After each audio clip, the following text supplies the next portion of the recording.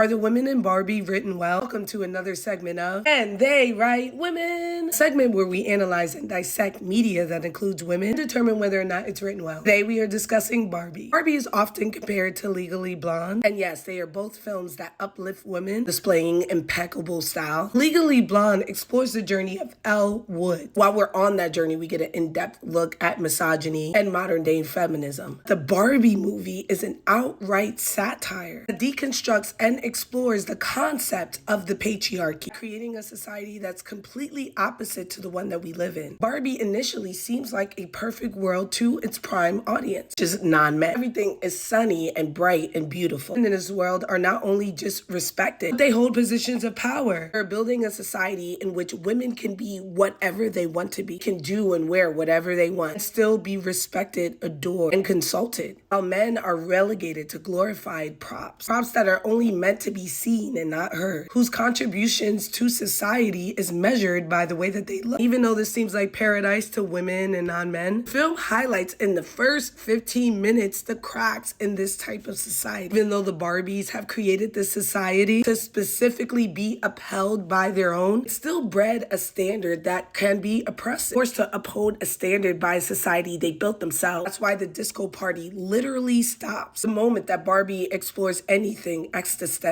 But Barbie manages to do this while exploring how toxic and systemic the patriarchy is. Ken spends 1 hour in the real world. Within that hour, he's able to internalize the patriarchy and deploy it within Barbie world. And through that conflict, we're able to explore womanhood in different ways through the leadership of American Ferrera, which is poetic in its own way because America's first feature film was Real Women Have Curves. To have her be the one to help dismantle the patriarchy in Barbie world was incredible. One of my favorite notes of this film is the casting of Margot Robbie, who is the standard Barbie, while also being the standard of beauty for our society. As a woman, she's not exempt from the pitfalls of the patriarchy. But the film is sure to note that as a beautiful white woman, her experiences are completely different than women of color. Even go so far as to stop the movie, make a note on how the message may be lost because Margot Robbie is so beautiful and white. And in the end, because this is a satire, the problem is resolved by giving the Kens just a little bit of power and a place for them to be heard without actually affecting the integrity of the matriarchy they built. Because every society needs diversity, but who actually wants to give up their power? Barbie movie is a once-in-a-lifetime film. The biggest L of the strike was not being able to discuss it when it first dropped. The costuming, the music, the color grading, the directing, the acting, all 10 out of 10. I'm gonna go ahead and give it 5 out of 5. Frankie?